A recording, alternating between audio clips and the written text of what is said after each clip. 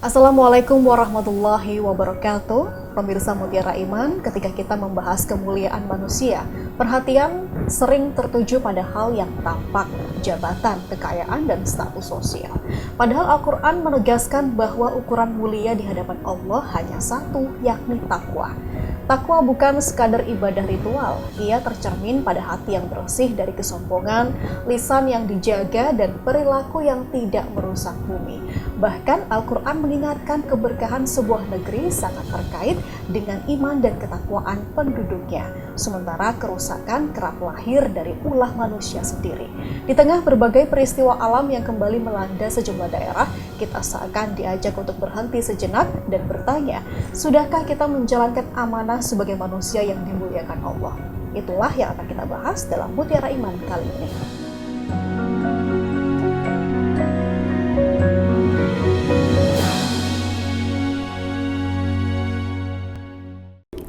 Dan saudara, kali ini sudah hadir narasumber kita, beliau adalah Ustadz Abdul Rafiq, STHI. Assalamualaikum Ustadz, apa kabar hari ini? Waalaikumsalam warahmatullahi wabarakatuh. Sehat nggih? Alhamdulillah sehat. Terima kasih sudah bergabung di Mutiara Iman.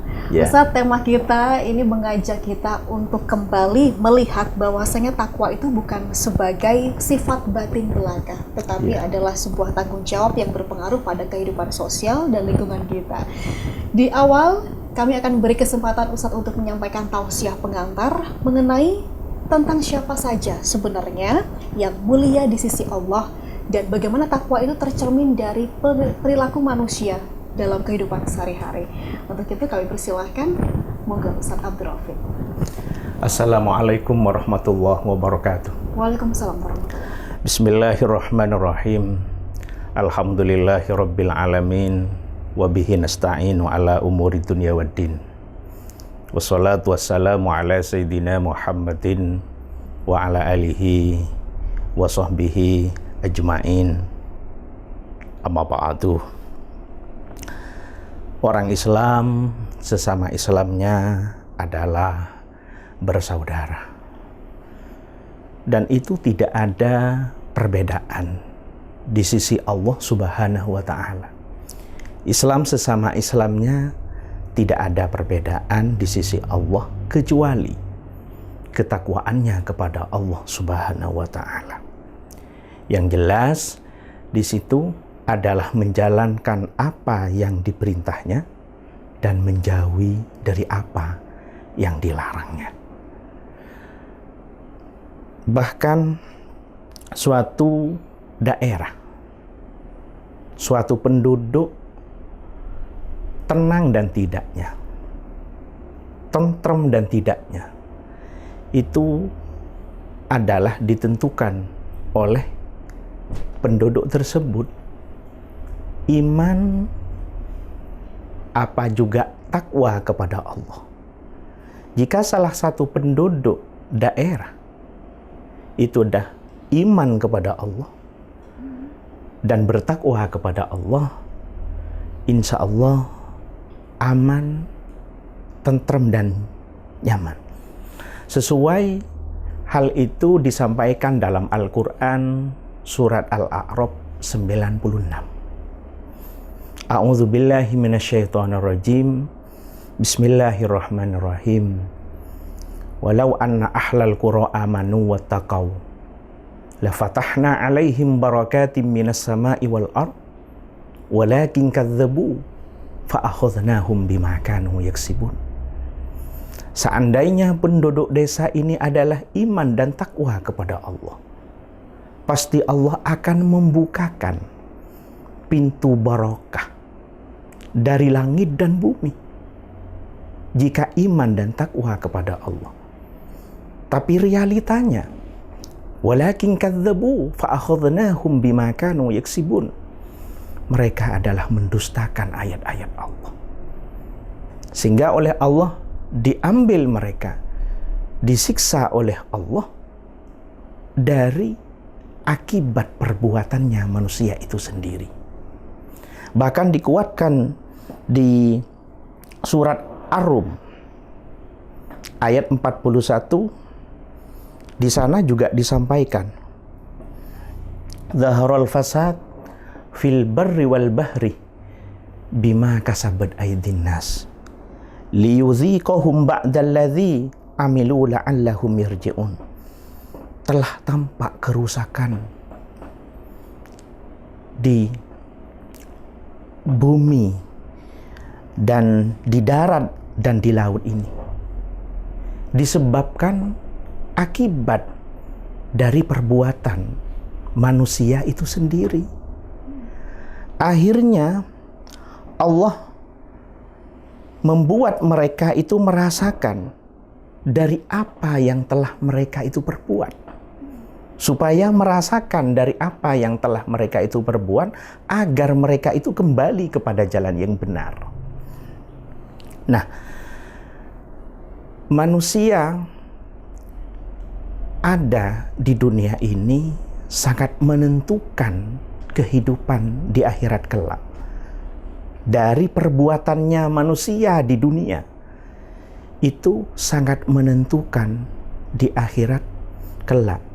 Jika perbuatan manusia di dunia ini baik, maka di akhirat nanti akan baik.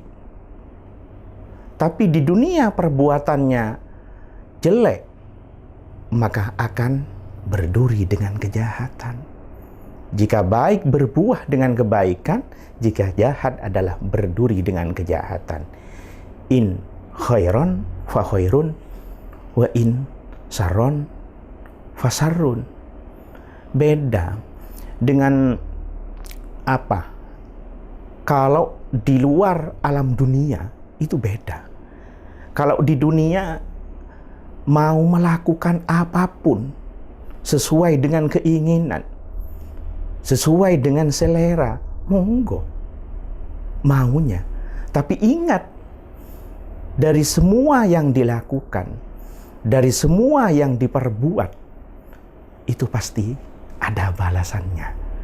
Jadi itu sesuai dengan surat Az-Zalzalah ayat 7 dan 8. Di sana disampaikan, فَمَن يَعْمَلْ مِثْقَالَ ذَرَّةٍ خَيْرًا يَرَهُ وَمَن يَعْمَلْ مِثْقَالَ ذَرَّةٍ شَرًّا يَرَهُ. Jadi yang dilakukan oleh manusia di dunia, walaupun seperti dzarrah, seperti tepung yang berterbangan itu, atau semut kecil lah gitu, seperti semut kecil, itu mesti ada balasannya nanti di hadapan Allah Subhanahu wa ta'ala.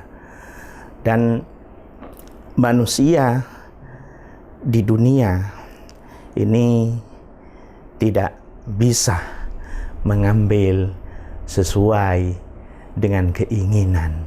Allah memberi sesuai dengan keinginan, seleranya tidak, karena diatur oleh agama, ada syariat. Ada syariat. Jadi perlulah muhasabah, perlu introspeksi dari apa yang telah diperbuat oleh manusia itu sendiri. Perlu muhasabah, perlu tabayyun. Allah menciptakan bumi yang terhampar, jadi langit menjadi payungnya. Akankah manusia di dunia ini berdusta dan maksiat kepada Allah? Tentunya tidak. Hal yang seperti itu.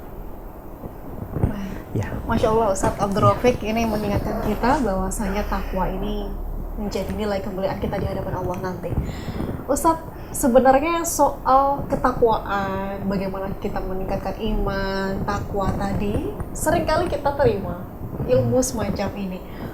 Bahkan mungkin bagi kaum laki-laki tiap Jumat ini seringkali menerima materi-materi dari khutbah ya. Tetapi ketika kita lihat bagaimana kehidupan kita yang mayoritas mungkin di sini adalah beragama Islam, banyak sekali yang tidak mencerminkan nilai-nilai agama. Masih banyak yang tidak menjaga ataupun merawat bumi. Bahkan hal sepele, mereka bersih di dalam rumahnya saja, tetapi untuk di depan rumah, di kawasan kompleksnya, mereka tidak peduli hal itu. Bahkan juga ketika soal kejujuran, soal bagaimana kita bersikap baik dengan tetangga, itu masih banyak yang mungkin perlu kita perhatikan dan tingkatkan. Apa yang salah sebenarnya ketika kita menerima sebuah wawasan, sebuah ilmu soal ketakwaan ini, tetapi tidak mengimplementasikannya dengan baik, Ustaz? Ya, di situ paling tidak ada upaya yang maksimal. Karena memang ada manusia ini baiklah kepada Allah, tapi sesama tetangga malah tidak baik. Dolim bahkan. Dolim kepada tetangga. Walaupun ibadahnya yang luar biasa, jangankan yang wajib, yang sunnah pun dikerjakan secara istiqomah. Tapi sangat disayangkan di sana dinudai dengan perbuatan yang kotor, dengan perbuatan yang tidak baik.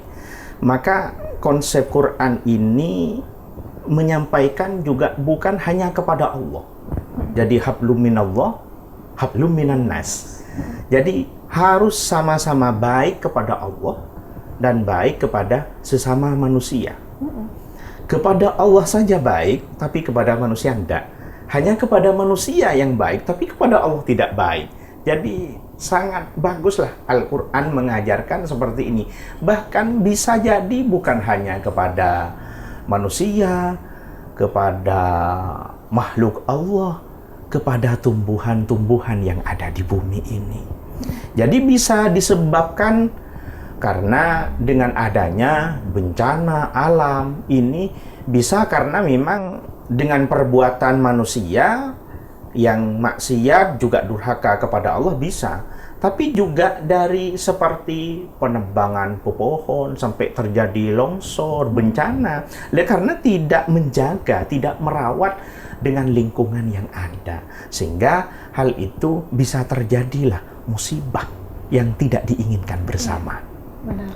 Ustadz tadi sempat disinggung soal bagaimana ibadah ritualnya yang baik, tetapi akhlak sosialnya justru kurang. Ketika indikator kebaikan ataupun ketakwaan ini diukur oleh sesama manusia, tentunya kita akan melihat akhlak dulu daripada bagaimana mereka menjalankan sholat dan ngajinya, begitu. Nah, bagaimana sebenarnya Islam memandang perbedaan soal ibadah ritual dan akhlak sosial ini? Iya. Sesuai dengan apa yang disampaikan oleh Nabi. Jadi Nabi ini diutus oleh Allah kan untuk menyempurnakan akhlak. Jadi akhlak yang mulia. Maka dengan akhlak yang berbuat baik itu kepada sesama manusia, kepada Allah juga berbuat baik, insya Allah dengan penilaian baik di sisi manusia, insya Allah sudah baik, juga di sisi Allah ketika sudah dengan cara ritual kepada Allah juga baik dan akhlaknya juga didahulukan kepada manusia, juga kepada Allah bisa jadi baik, mulia, dan juga kepada manusia juga mulia. Jadi apakah bisa dikatakan akhlak ini yang menjadi lebih utama dibandingkan dengan kita hanya mengurusi ibadah ritual yang tidak ada implementasi wujudnya di sana, Ustaz? Apakah bisa dikatakan semacam itu? Ya, karena dari segi perbuatan semuanya tetap harus berakhlak. Ujungnya kepada karimah ya. Jadi khulqun nafsiyah, tasduru anhal af'al di situ. Jadi secara spontan lah untuk dilakukan dan tidak perlu dipikir hal yang seperti itu. Jadi walaupun kepada Allah sama dengan sholat. Sholat itu secara hukum fikih tidak pakai lengan panjang, pakai kaos, itu sebenarnya sah kan. Tapi secara akhlaknya juga kepada Allah, itu kan bagaimana sholat dengan memakai busana yang seperti itu kepada Allah. Seperti itu. Nah, ini menarik Ustadz Abdul Rafiq, tadi juga disinggung soal Quran surat Al-Zalzalah yang mengingatkan bahwa amal kecil pun akan diperhitungkan. Kita akan bahas di segmen berikutnya, kita rehat dulu sejenak. Dan saudara tetaplah bersama kami, Mutiara Iman akan segera kembali.